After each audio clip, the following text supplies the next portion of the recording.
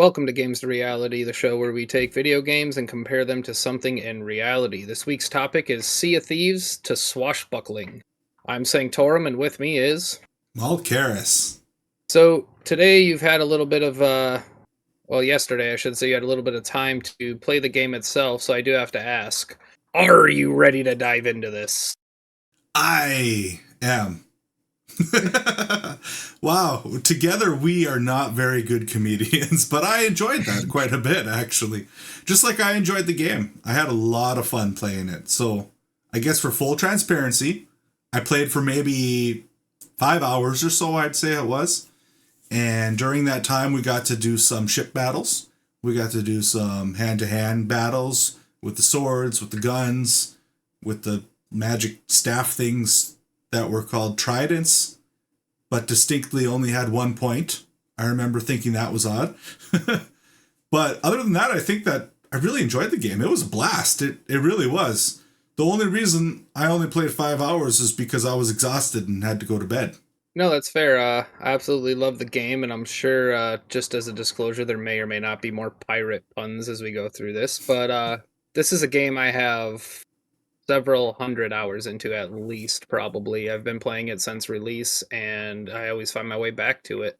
Everything they have for this game, everything that they add to it, the adventures, the quests, the straight up PvP and PvE aspect are fantastic. Hmm. Wow, a couple 100 hours. That's pretty impressive. I know that when we were on your boat, because I played with you last night, when we were on your ship, you had the coolest things unlocked. It looked magnificent. It was really impressive, actually. Yeah, that's one of the great things about the game is like most games, there are things you can buy real world money in the game, doubloons, but they don't affect gameplay. What you buy is purely cosmetic. It's not something that's going to affect how well you play the game. The guns you buy are purely cosmetic, they're skins. So nothing's going to give you a competitive edge. Even playing the game itself isn't going to give you that competitive edge. So it's all unlocking purely cosmetic. The ships and all the skins that I have are mostly from missions or doing different quest lines, stories in the game, and unlocking them slowly. Some of them, I must admit, I did buy because I really liked how they look and I wanted to support the game. Hmm. That is the way to do in game purchases. I just have to say, out of every system that I've ever seen, that's the best way to do it. Where you're not paying to win, you're not getting increased XP, you're not doing more damage, you're not bypassing steps in the process and actually losing out on the experience or making a worse experience for people that don't pay, which some games do. You're purely making it cosmetic so that way you can enhance your visuals, which of course enhances your playthrough. There's other games that do that, like Path of Exile is the first one that comes to mind. They do a very similar thing where it's all cosmetic and it works really well. And I know I'm of the same mind that you are, where I literally make those purchases just to support the game, even at times, because I'm enjoying it so much. And I love the fact that they're not gouging me for money. So, Right, and the reason I like it too is they even make it where if you like just the helm of a ship, you don't have to buy that whole set. You can buy just the helm and you can mix and match the way you set your ships up. So you can have the sails from one adventure, the hull of the ship is another adventure, and the helm is a whole nother part of you bought it, you found it, whatever the case may be, right down to the weapons you use, your swords, your flintlock pistol, your flintlock rifle, all the clothes you wear, everything on there. It can be pretty customizable and it makes for a fun time, along with the three-tier ships all look different as well. You had a chance to play on two of those ships, I do believe, the sloop and the brig, so the low end and the middle class ships. We haven't gotten you on a galleon yet, but I do feel we'll get there now. I think I got you in this game. yeah, I will definitely be playing again. There's no doubt about that. I think that the next time we talk about this game, I'll probably be in the 100 hour range too. So that's saying something. But yeah, I think that when it comes to the cosmetics, I really loved the art style that they were going through.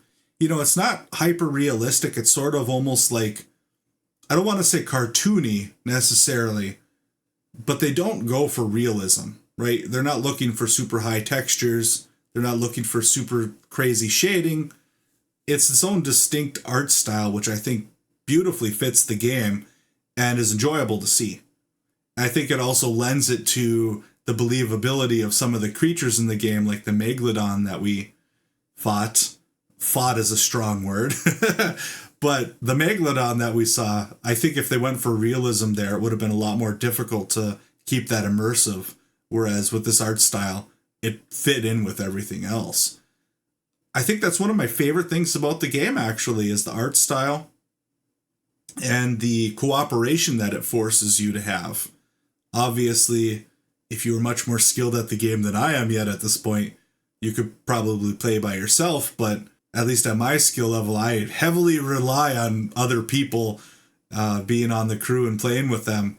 And I love that part. I love that we can have a captain shouting out the orders to raise the mast and, turn it to the port and starboard side, etc., etc. Like, to me, that just adds like a whole nother layer that wouldn't exist in a single player game.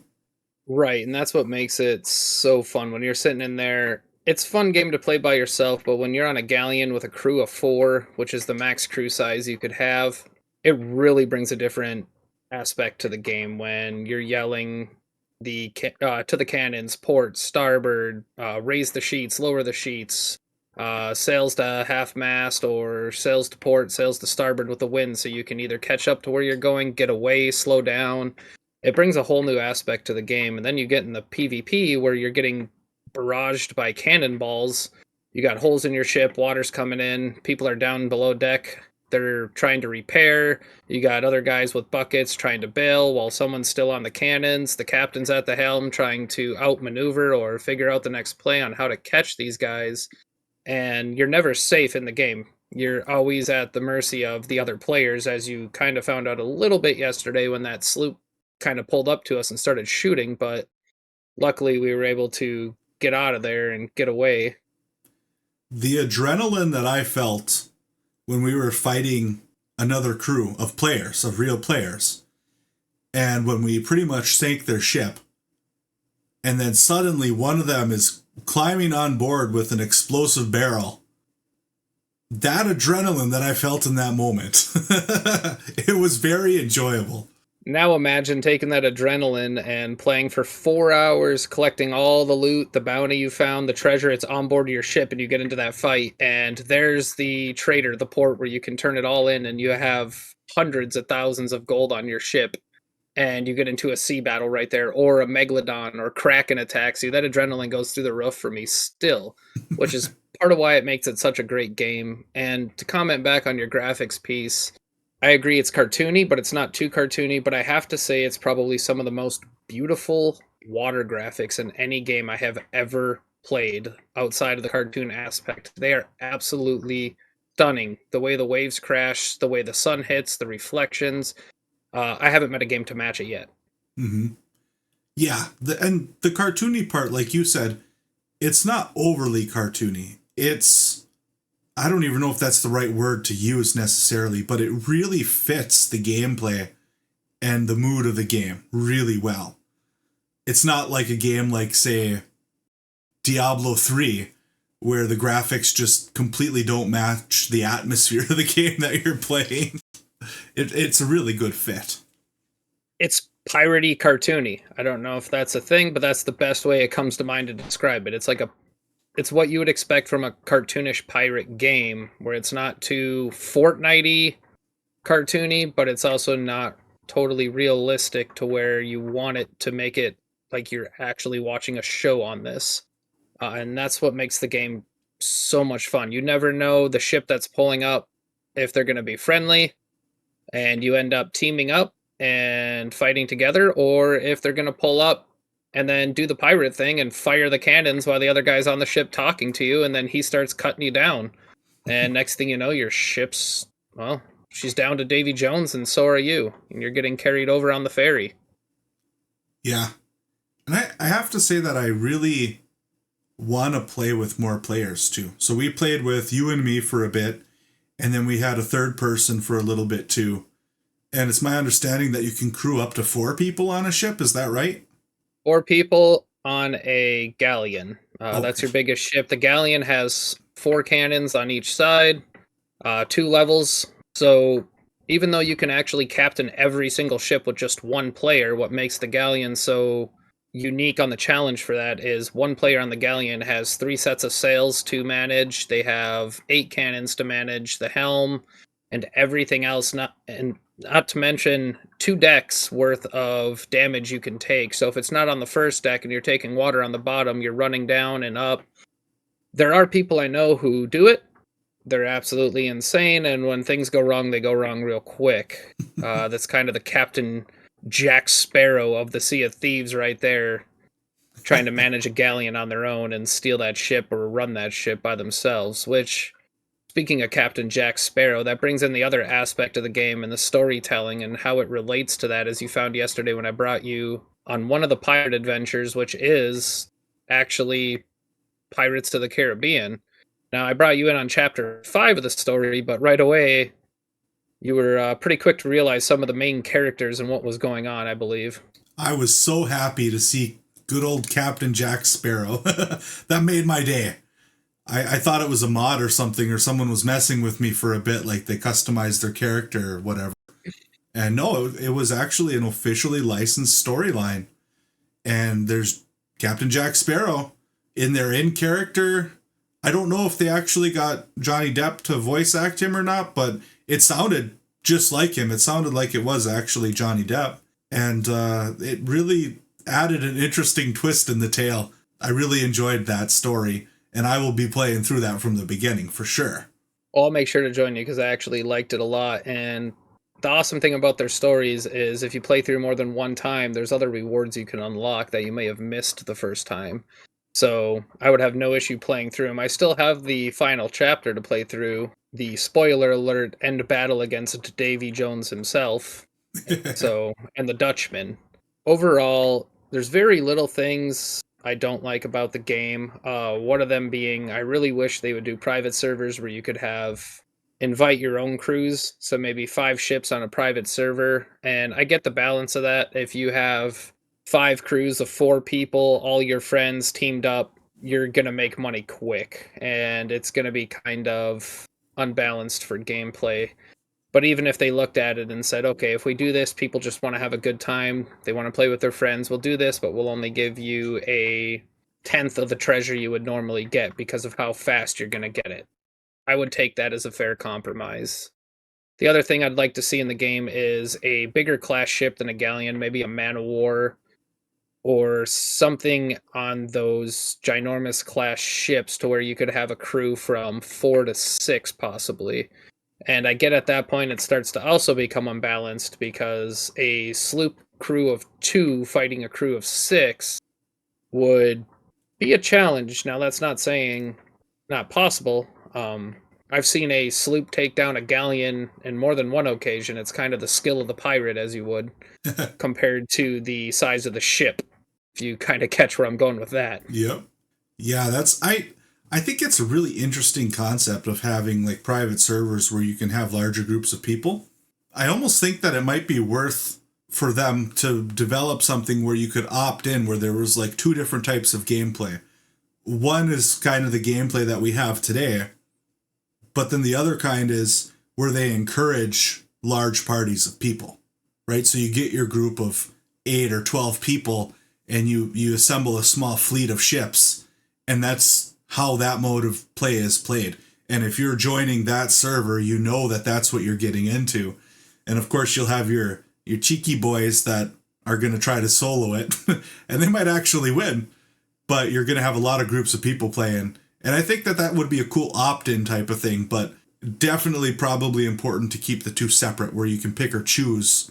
If they brought that into the point where you had a fleet of ships and you could appoint a flagship or commodore, it would probably become my favorite game of all time because I know I have enough friends or people who play the game in general that we would have no issue filling 5 or 6 ships with full crews, appointing a Commodore ship, and then charging into the Sea of Thieves. Whether that's just a massive PvP ship arena battle or there's a mission set that calls for a fleet, I would absolutely love that. Mm-hmm. One of the things they are bringing to the game, because the new season drops like every other game. This one also has seasons with being able to unlock specialty items, and that drops October 19th for season 10, the Island of the Monkey. Hmm. They just brought this up, or Monkey's Island, one or the other. They just brought this up. It was delayed because they are bringing a single player server to the game. You can go by yourself, one party, Oh. and you're not going to have to worry about the PvP aspect of the game, which is nice for a beginner to learn. But I really like the thrill of never knowing or hearing the, as the meme would go, or the video somebody made when he yelled, "Captain!" And he goes, "What? Look!" And that ship is just charging them, and they're all in disarray and panic, and it came out of nowhere. Was probably one of my favorite Sea of Thieves videos. Yeah, I could see the appeal. If it's just you don't got any friends online, or for whatever other reason you just don't want to worry about that PvP and just take it a little slower. That seems like a pretty good add-on. It also gives me hope that maybe they will consider doing the bigger party play, kind of like we talked about. Maybe that might be something that's realistically expected in the future, which would be really cool. My least favorite thing, though, on that topic about the game so far in my vast 5 hours of experience is when you're traveling for some of the quests, like the Jack Sparrow quest that we were on. It can take a while of nothing happening before you get to your destination. I know that there's a limit to how many players they let on a server, and I think it would be kind of cool if they allowed more players on a server or had slightly more NPC, what are they called, ghost ships or something like that. If they would let more of that happen, just so that way you weren't sailing for 10 minutes with nothing happening. And that might be an exaggeration, but I know it felt like we were sailing for a bit, just trying to get to where we were going with pretty much nothing going on. You kind of had the calm Sea of Thieves run through for the first time, and there's nights like that where you're going to sail across the map, never see anyone, never have anything happen to you, and there's going to be other nights you're trying to make it to an island that's just 2 sectors over, and you get hit by a pirate ship, a megalodon, a kraken, and then when you get through all of that, a player sloop comes by and see with the final cannonball as you sink, and you're just done with the game for the night. So both experiences are definitely there. And I do agree. There are some times where it seems to take a long moment to get anywhere, or stuff that's boring. But at the same time, if you have ADHD like I do, it's, ooh, pirate ship. Ooh, floating treasure. Ooh, there's an island. Ooh, ghost ship. And next thing you know, that 10 minutes turned into 3 hours and you're still working on the quest you started on. That's actually a really fair point, because at that point in our gameplay session, it was just me and you, right? And we set off to do that quest that was a chapter 4 or whatever, Mm-hmm. from the Pirates of the Caribbean quest line. And it was towards the end of our play session, and I was having a hard time staying awake because I was exhausted. I'd had a very long, crazy day, and I needed to get some sleep. So, in the interest of getting that quest done to call our play session over, we headed straight towards the quest destination. So, to be fair, if we weren't in a hurry to kind of focus on that quest and get that quest completed, we probably would have taken some side stops. I know that we had some opportunities. We passed numerous islands.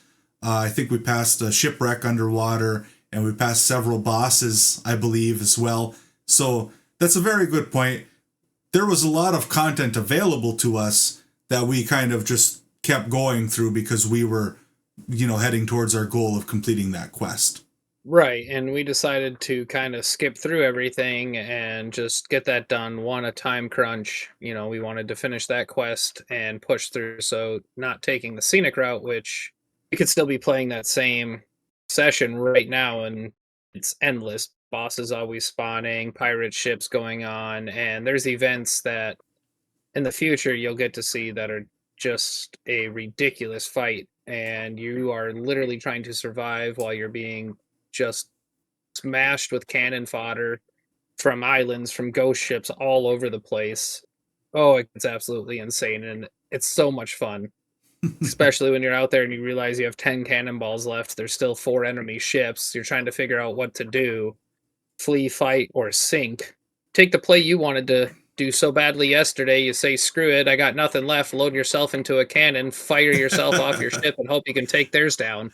And that's even the fun part. You can captain other people's ships in the game. Now, Mhm. they can come back to it. You're constantly defending, but you can steal their ship. And if they're not paying attention, we've done it before. Stolen ships, took all their loot, smashed their ships into rocks, lit it on fire, and sailed away as it sank.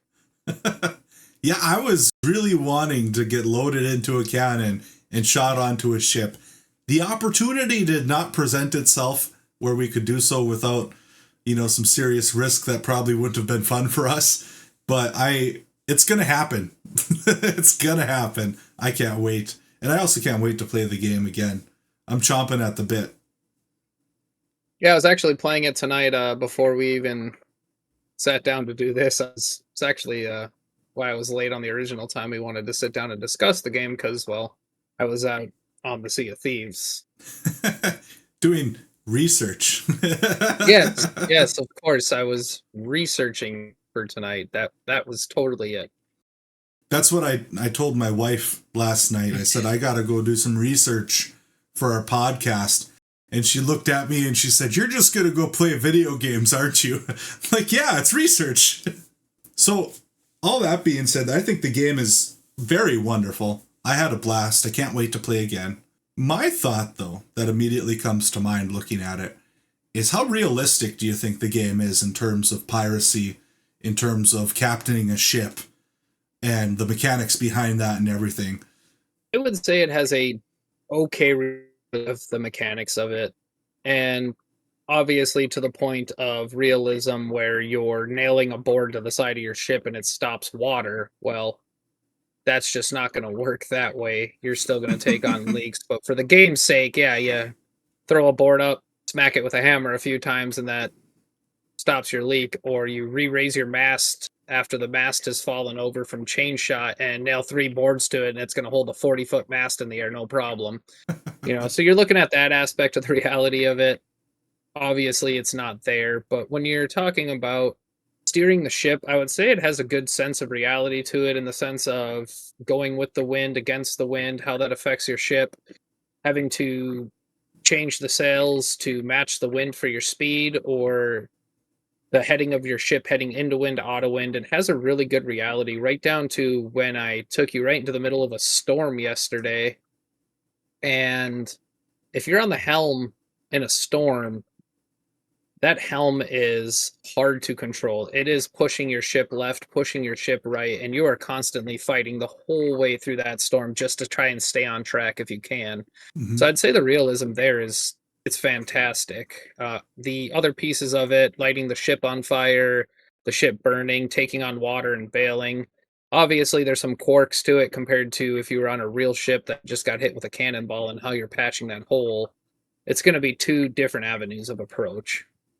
The holding the mast up with 3 boards sounds like a couple carpenters I know, if I'm being completely honest. But yeah, and that's, we talked about this a little bit in the last game, or the last episode, is you have to make some sacrifices, right, between realism and playability. You got to keep it entertaining for the players. So having it be a realistic repair of the hull, that's no fun. That's going to take forever. No one's going to enjoy that. So, make it kind of realistic to where you're slapping a board up and, hey, there's some effort involved and that. But I actually loved the fact that when we were sailing through the rainstorm, the ship was going at some crazy angles up and down over those waves.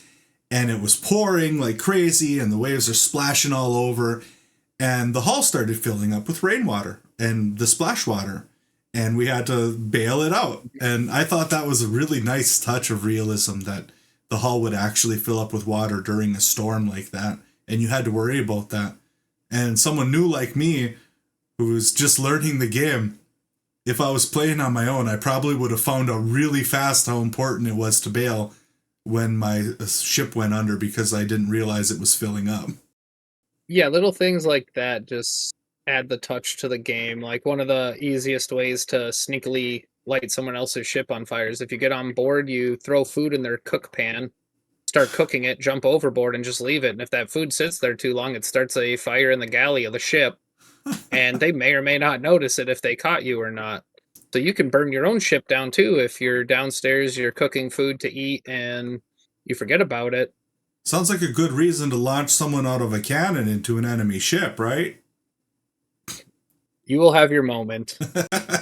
You will have your moment, and you will realize as soon as you're aboard their ship, if you get on their ship, you gotta be nimble. So first, we're gonna have to do some of that hand-to-hand combat training with the master at arms on board the ship. So at that point in time, when you're ready for that PvP aspect, we'll start firing you over there because some of these guys, you won't make it to the ladder and you're dead in the water.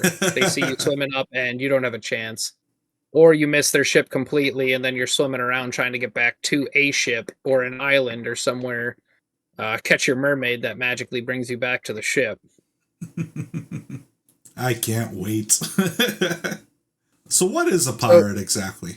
so a pirate or a privateer, as it would be, everyone thinks, pirates, the Pirates of the Caribbean, the Sea of Thieves, that whole genre of movies. I mean, there's tons of movies out there on pirates themselves, but one of the most famous ones is the Pirate of the Caribbean series. But pirates themselves actually started out from privateering, where they received what was called a letter of marque from their government, and during a time of war that allowed them to, I guess, pirate, but privateer against enemy ships.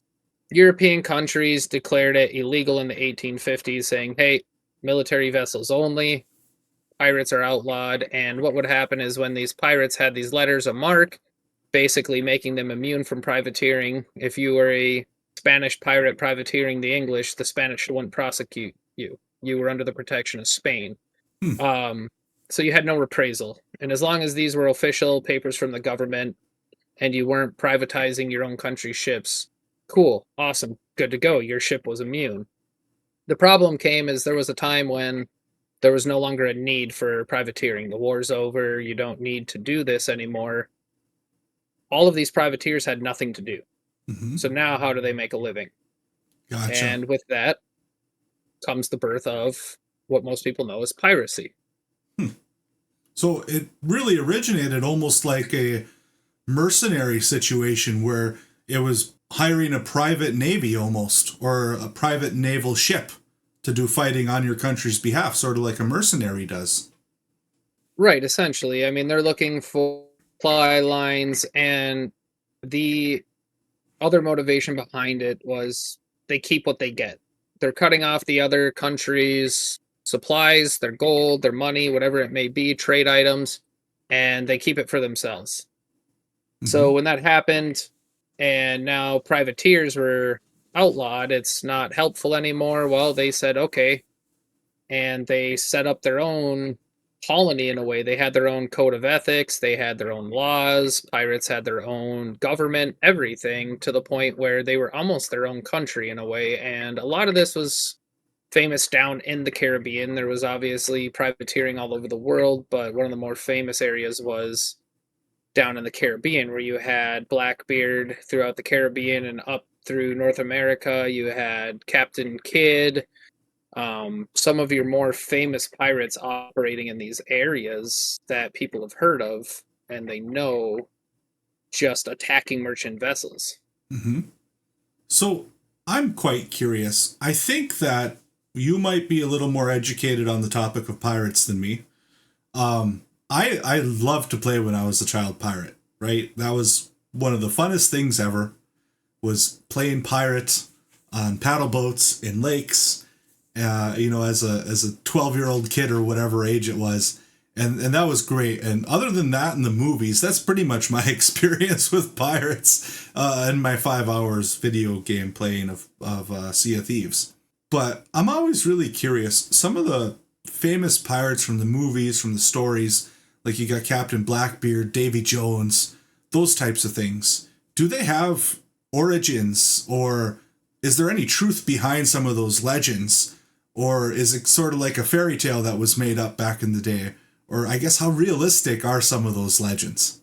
So I've read quite a bit on history of pirates. One of the biggest things would be pirates burying their treasure. From what I've read, there's only, I think, one or two recorded cases where they've caught pirates who actually buried their treasure. One of them being Captain Kidd, which some people have heard of, the show The Curse of Oak Island, where they believe it could be Captain Kidd's treasure buried on the island and they're looking for it, or it's the Crusaders' treasure.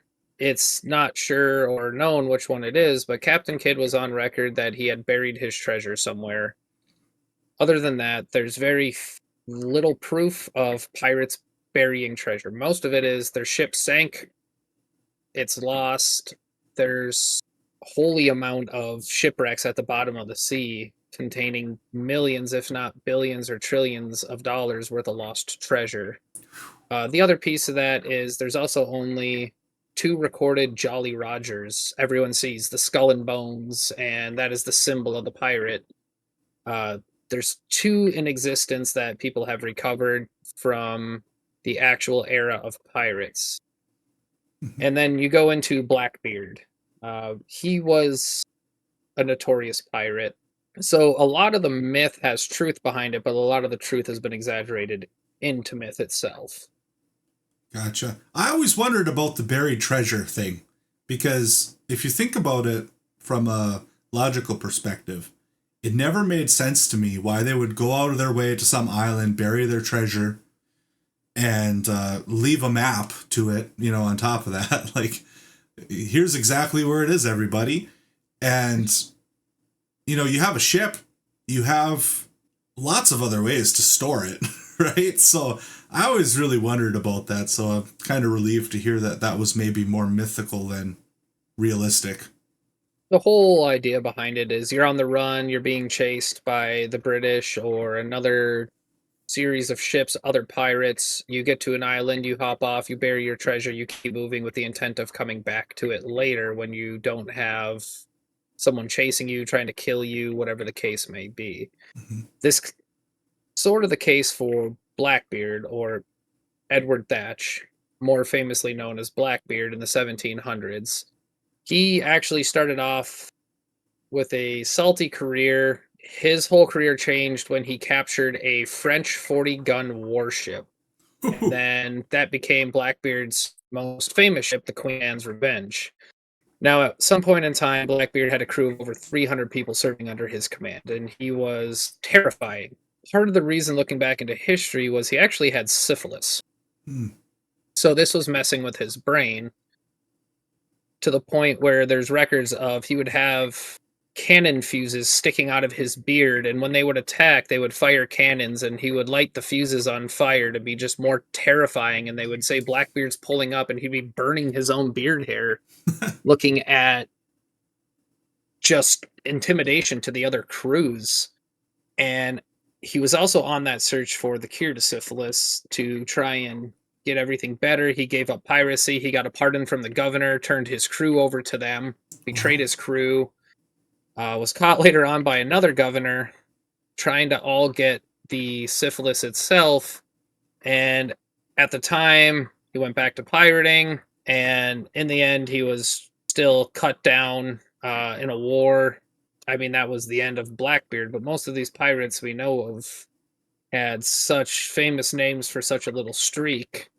Captain Kidd was the same way. He was actually a Scottish pirate or privateer, and really he didn't do anything. He only captured one significant ship his entire career. He had the Legend of the Buried Treasure, and then he was arrested, sent to England, and he was hanged in 1701.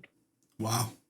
One of the things that really stood out to me about that was when you were talking about Blackbeard, you said that he actually betrayed his crew at the end and got a pardon from the governor. I had no idea about any of that, so that's really interesting to learn. Right. Blackbeard's philosophy was his crew was all part of everything, and they were all free men living on the privateers, the pirate's life. And when he went to Virginia in exchange for a pardon, he turned his whole crew over for slaves. Wow. Basically, most of his crew was African American. He turned them over for his own skin and then skipped. He was out.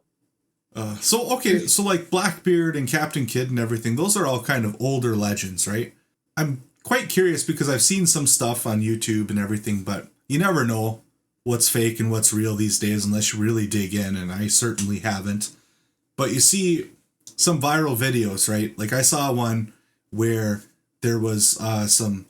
I'll use air quotes here because I don't know how realistic it was, but there were some modern day pirates that targeted like an aircraft carrier or something, not realizing what it was. They thought it was maybe like just a shipping, not an aircraft carrier, a warship.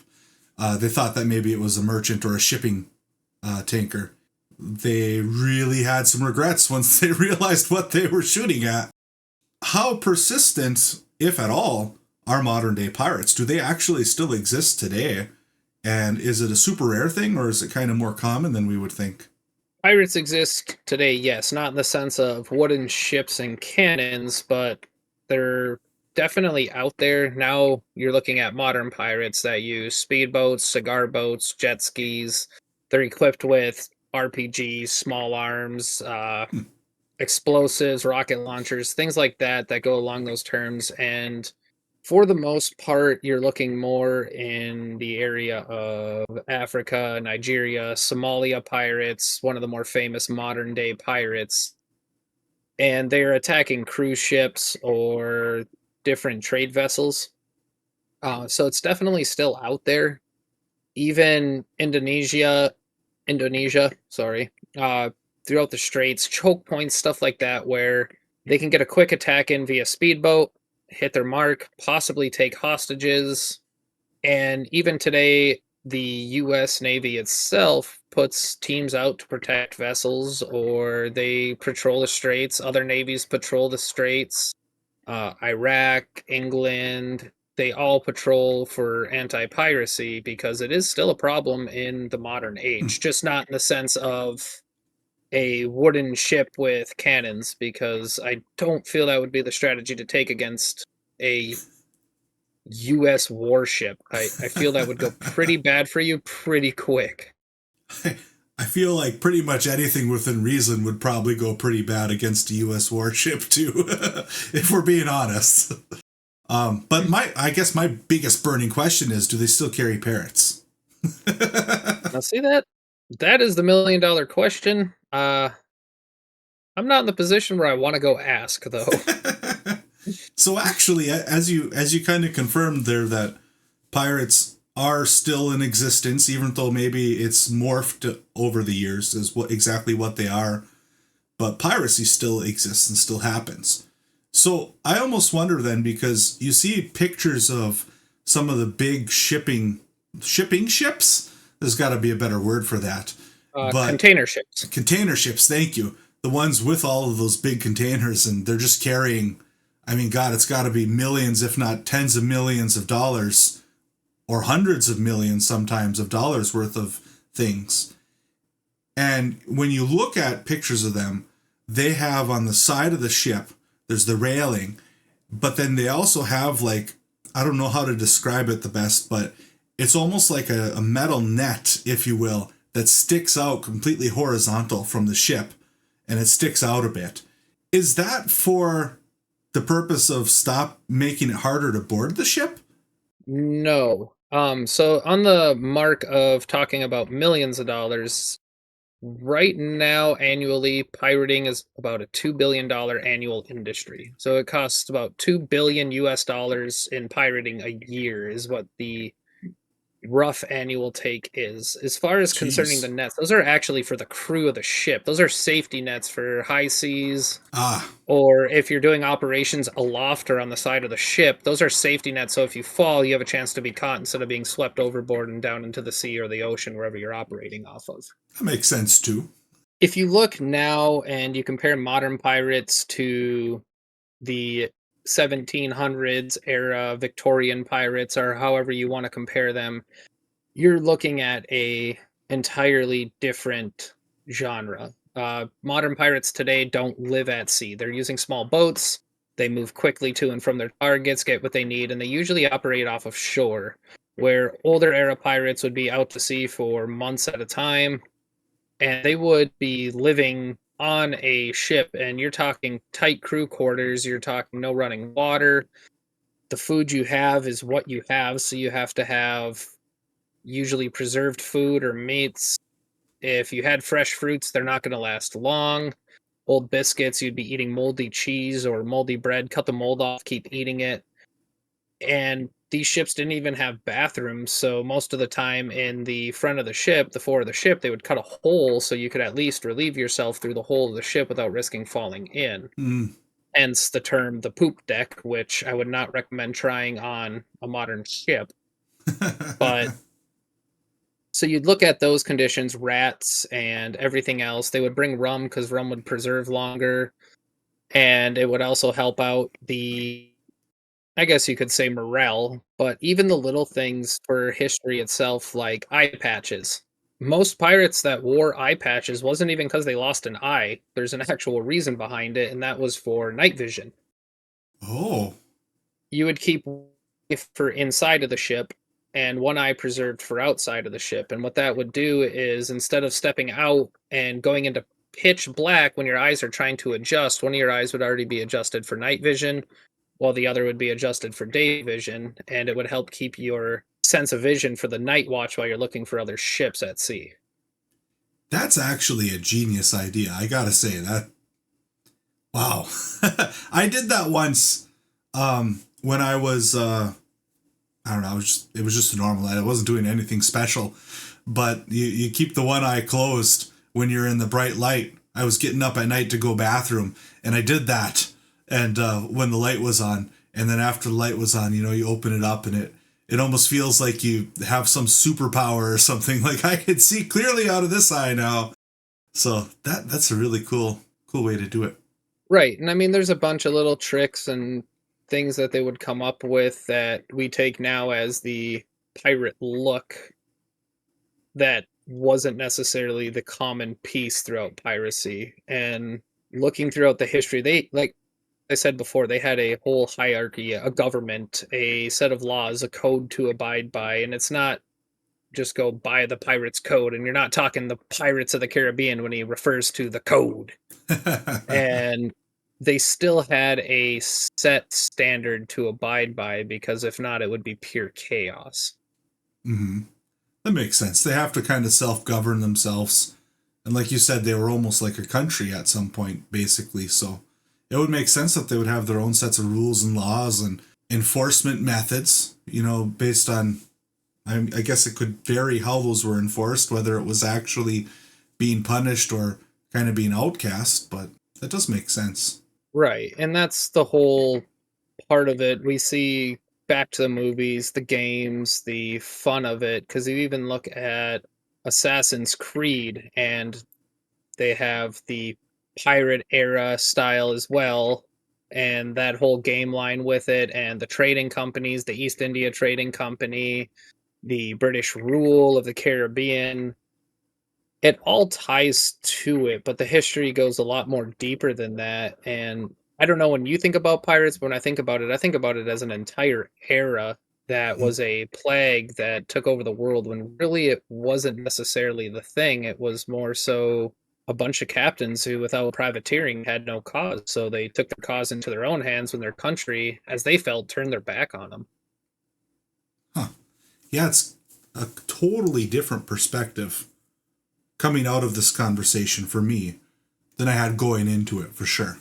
Yeah, and I prefer the Sea of Thieves swashbuckling adventurous pirate myself. And even in Sea of Thieves, as funny as it is, but you can get treasure, drop someone off on an island, and they can bury that treasure, and it gives your crew a map so you can get back to that island, dig up the treasure, and go turn it in if you're being chased, hunted down. So you can jump ship, run on the island, bury the treasure, and then take off running, so that way you have the map. But on the same tide, they can get the map and go dig up your treasure. So it gives you. I haven't actually experienced that. So in Sea of Thieves, when you do that, it gives you a map, but there's a chance somehow that could fall into enemy hands somehow, and they could go dig it up. Yes, they can steal the maps from your ship. So it's kind of funny because we actually teamed up one night with two galleons and a sloop. So we had almost a full server. And when you form an alliance in the game, any part of the alliance that sells stuff, everyone else in the alliance gets a piece of the reward. Hmm. So one of the ships, after they trusted us, said, "Oh, hold on, we have to stop off at Snake Island." And we're like, "What the heck's there?" Well, they had buried like 30 or 40 treasure chests there full of loot. And they're like, well, we trust you guys now, so we'll sell all of this. And they had it there because they were weary of us. So they Mm. were putting people out in rowboats, taking it to this island, so we wouldn't notice what was going on, and they were burying treasure and taking rowboats back all night. That's a smart tactic, actually. Yeah, Man, no, it worked. I can't wait to play this game more, honestly. It's going to be great. Oh, it's definitely a game where you can find yourself lost for hours at a time in quote unquote swashbuckling adventures. So when it comes down to the line, you will have a better opinion on this because you have significantly more hours of gameplay than I do. On a scale of 1 to 10, right? 10 being amazing, 1 being absolute crap, how would you rate the game overall? Just for, we'll call it entertainability. I would easily give it a 9.5 out of 10. Wow. Well, And that half a point is going to come down to the fact of the private servers being able to play with friends like that with multiple ships. That would make it a 10 out of 10 game. interesting. It'd be really cool to see if they do implement that in the future, because I think that, I'm assuming here, but I assume that that would be something that a lot of people would want. And it's not a super niche requirement or want that's only a few people like you are looking for. I would hope they implement it and figure out a way to scale it down. I understand the fairness of it. I understand the kind of overpowered aspect of it and making money, but I would hope they scale it down even and say, okay, fine, you can have 5 ships with all your friends, but you're only going to get 20% of the total reward that you would normally get playing in PvP. Mm-hmm. Yeah, that would make sense. They got to balance it some way. But that being said, especially now that I heard it's a 9.5, I'm going to go play Game of Thieves. Or I'm with you. Game of Thieves. Sea of Thieves. I'm going to say, wait a second, Game of Thieves there. I'm with you. But before we go, do you know what a pirate's favorite letter is? R. You'd think it's an R, but it's actually the C. Ah. Until next time, this has been Games to Reality. Stay tuned for episode 3, which is going to be Phasmophobia to Phantoms. Interesting. Don't forget to like and subscribe. Take care, everybody.